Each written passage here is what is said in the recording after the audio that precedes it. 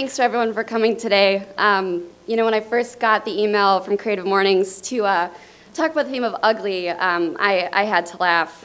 I've been a longtime fan of this radio program called Wait, Wait, Don't Tell Me. And every week they have a panel of comedians on, and they talk about current events. There's always a guest that's supposed to talk about, they're plugging something, their film, their radio show.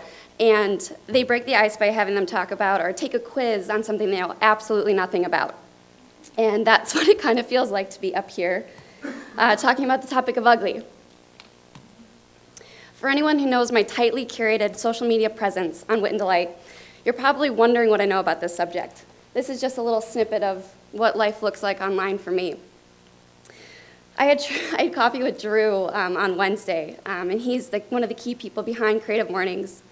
And I asked him about, what was I supposed to expect coming up here? He told me there was going to be 300 people, and I about fell over. I'm a little nervous, but what was interesting is I had an opportunity to talk to him about my topics of ugly.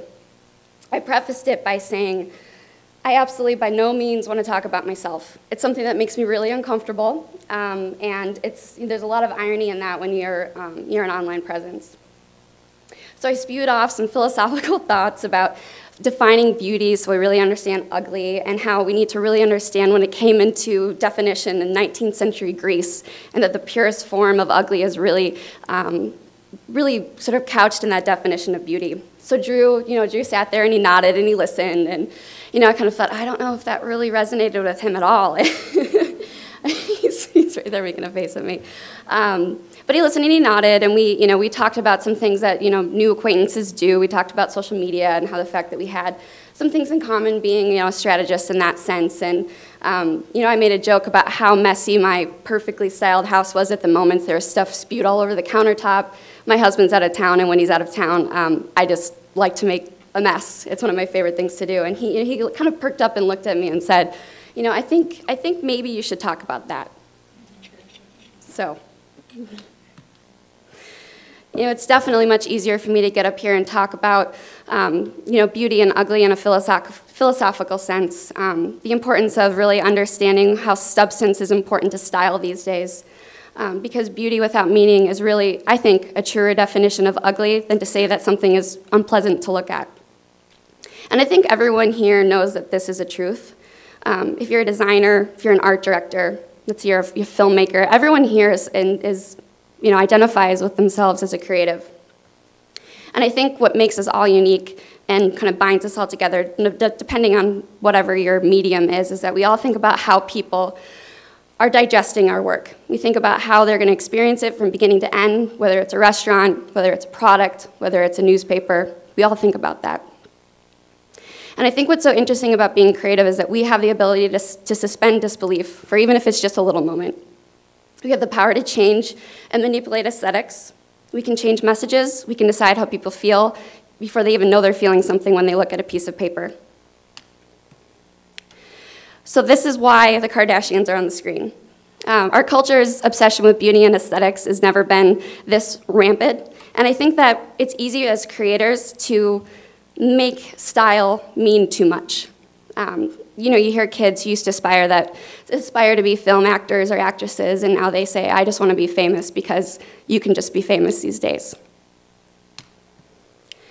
This is my lone toilet in the basement.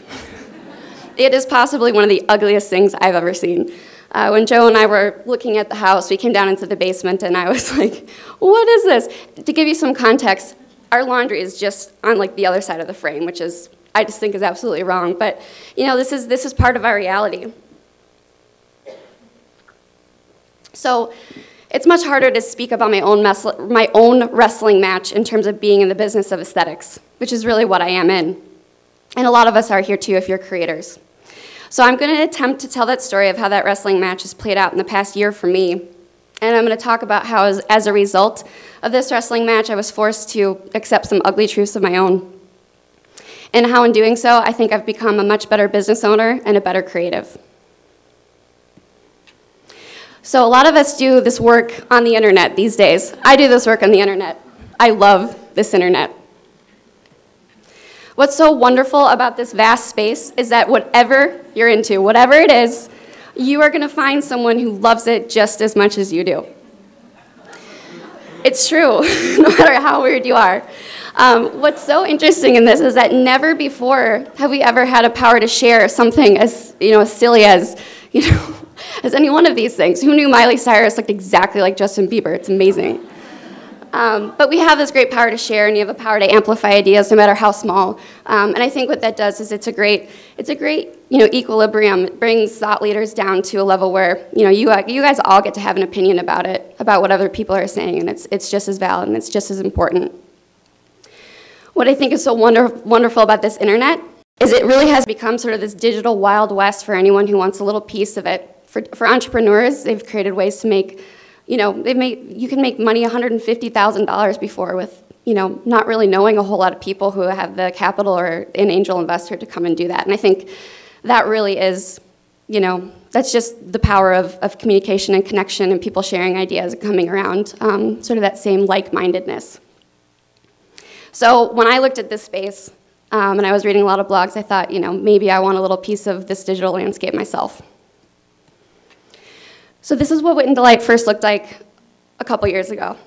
It was as much of a personal project as it was an exercise in brand execution for me. I knew I wanted to reach people effectively, and so I knew I had to create an identity that was different from all the other blogs that I read. I did this as a way a designer would. I wasn't a writer. I couldn't really say that I had a great sense for photography at that point, so I created a site that looked visually different than other people. I had a lot of friends tell me this is really a really bad way to do your UX, and they were right, but I stuck to my guns because I liked how it looked.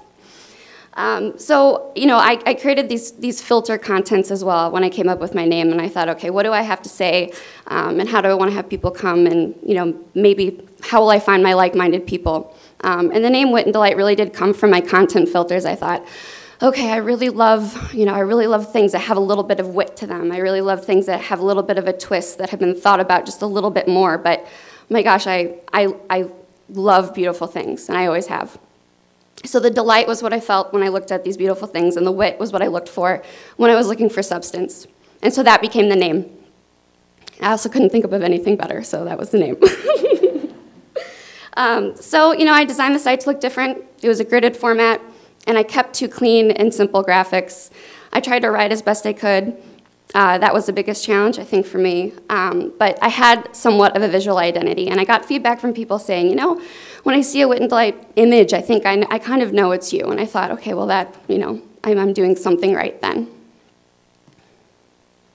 So that thought and that sort of process worked. I've been doing this for a really long time, and slowly but surely readers trickled in. I can't say it was an overnight success. I think there are a lot of bloggers out there who in 6 months they amass a massive following. Mine was definitely not like that. It was nice and slow, nice and steady. There wasn't a whole lot of social media trickery. I didn't use hashtags. I kept consistent to what my brand was about while letting us some room for things to sort of change and play. So I kept to the digital landscape, and I think one thing that was at the benefit of Wit and Delight was that I had come into blogging a little bit later, right when microblogging had become a thing, and it was easy for me to adapt. And I just sort of said, why not play? Why not try and see what these people are trying to do with these visual microblogging platforms? And it's luck. You're there at the right place at the right time. So as this following built, I had the opportunity to work with brands, which is a dream come true. And I also had the opportunity to work with freelance clients, which is a fantastic thing as well.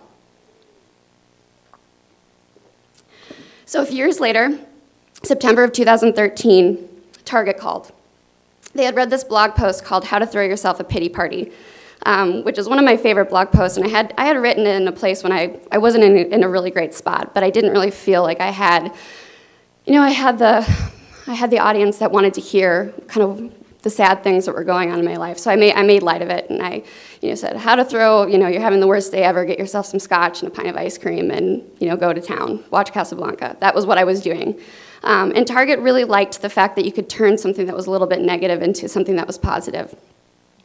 They loved the blog's point of view and asked if I could create a limited edition line of party products. And I didn't say no.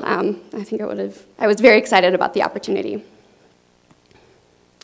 So what was so interesting about this target process, and it's something that I didn't talk about when I was going to launch, was that as we were approaching the launch date and as we were talking about the PR opportunities that were behind it, I began to realize that, Wit and Delight had always felt like I had a really intimate readership, was definitely going to be in front of a lot of people who, who hadn't seen it before. And I began to think about what were they going to take away from my website. And to be honest, I wasn't super excited about it. What I had realized is that Wit and Delight had, stayed in one direction where it was, pretty much visually based, and it didn't really brush any subjects that really dug below the surface for what lifestyle blogging really meant. And I knew that if I had this opportunity to reach more people, that I'd feel a lot better about it if I actually began to define that in a much truer way. So what was scary about it is I didn't know how to talk about it without alienating a bunch of readers. Did people really want to know some of the nitty-gritty and ugly stuff that happens behind, the lens of someone who loves beauty and perfectionism enough to put up a lifestyle website and stand behind it? I don't know. And what had happened during that time as well is that people really were expecting blogs to come out and put out content that rivaled that of glossy magazines. It was a whole lot of pressure, and I was just a designer with an iPhone. So this process of creating content, these beautiful images, this sort of hyper-idealized, hyper-focused Instagram culture that we're now living in, it's one that I enjoy creating the content for. I enjoy the styling, I enjoy the art direction. It's fun for me. But then the other side of things, I feel really at odds with my proximity to, I think, projecting perfectionism. Could something so curated as thinking about Wit and Delight, is so curated, could it really actually be aspirational if I was going to redefine what lifestyle blogging meant to me? Was my substance diluted by too much editing? Was I really ready to address the risk of perfectionism without alienating my readers? Was it even truly possible to run an aspirational lifestyle blog while talking about the not-so-pretty things in life? And as a result, I was going to have to face my own obsession with beauty and talk about the ugly things that come along with it. If Wit and Delight was going to live on, I was going to have to break up with the idea that it's a true reflection of who I am as a human. That's my office yesterday. It still looks like that. There are far better things to cry about than a messy home. We all face challenging times that bring us to our knees sometimes. And most often, it's these humbling experiences that make us and turn us into a better person. Whatever that moment is that has changed everything for you, if you're brave enough to actually acknowledge it happened, I think it reminds us that as humans, it's just being, sorry, I'm going to start over again. Being human is a really messy thing. To come into this world not on our own terms, equipped with the ability to love, to create, to find joy, and then at the end of the day, really knowing that someday it's going to end. That's so tragically ugly, it's beautiful. So last summer, right before Target came out, I decided to come clean with my readers. I was upfront about a marriage that had ended and had suddenly disappeared from my social media platforms, and I acknowledged that my struggles were far beyond failed matrimony. The Wit and Delight I had built as a 24-year-old didn't apply to me anymore. So accepting my personal weaknesses publicly has been a huge triumph for me. It's very scary to do it in front of you, but I think it's important for a lot of reasons. I think we're all full of contradictions, and here's mine. I'm someone who struggles with perfectionism, but I'll never achieve it because I have a learning disorder called ADD. I love to work 24/7, but when I do that, it triggers my depression and anxiety. In my most recent discovery, I'm an introvert who has chosen a life in a semi-public spotlight. It's full of contradictions. And I think in a lot of ways, it makes me a better creator. So these truths, in a sense, they do set you free. But I think it's in understanding your weaknesses that changes the way that you approach your work. It definitely changes the way I approach my lifestyle blog. And how it's changed the way I work, I've become less passive and a lot more focused on how I can tell the truth to clients in a pragmatic way that isn't going to offend them, to help them see the truth in a way knowing that it's important for them to see it as well. I'm able to assess my own work without letting aesthetics get in the way of deciding if it's a good solution. I'm able to lean harder on substance, I think, and look at design solutions that are executed with a wider lens in terms of style. Saying no became a hell of a lot easier, and I was doing better work for the projects that I really enjoyed working on. So overall, accepting a lot of these truths externally and out in the world has just made me a happier person, and it's made me a better designer. So when we look at the market in 2015, this creative industry has never had more pressure to create, adapt, hit the mark. Today's idea is yesterday's cliche. And people are really realizing they don't have any room at all for bullshit anymore. So in order to reach people, I think we have to employ a greater sense of empathy and understanding for who they are. Companies that are honest with people and really trying to make products and experiences that are better for people are the ones that are going to do best. And I think this means in the creative field that we have to adapt. It's not enough to be coming up with beautiful solutions, good headlines, viral videos. I think it's about using your strategic muscle to help a company find its soul, use its authentic space for good, and express these creative actions in your communications and not only in every place that you're not selling something. You have to just be good. So in a very small way, shifting my message on wit and delight has proven this idea of being good and authentic to be true. Not only do I feel more connected to my audience and my work, I feel empowered to employ concepts to have a greater audience, to understand that my audience is going to be continually changing, and your audience is too. What used to feel like a daunting task is definitely a lesson in understanding people and how to win their hearts and minds. I think that often means that we have to give a little bit more of ourselves in order to understand how other people work. So as you go off and do work this year, consider implementing braver ideas into your concepts. Honesty gives people a little bit more control over their lives, and it also allows you to do the work that you're more proud of. Consider all the tools at your exposure, not just the ones that fulfill a set style or a set trend. Sometimes the ugly truth can change the way you approach your entire life. It can change the entire approach to your work. Thank you.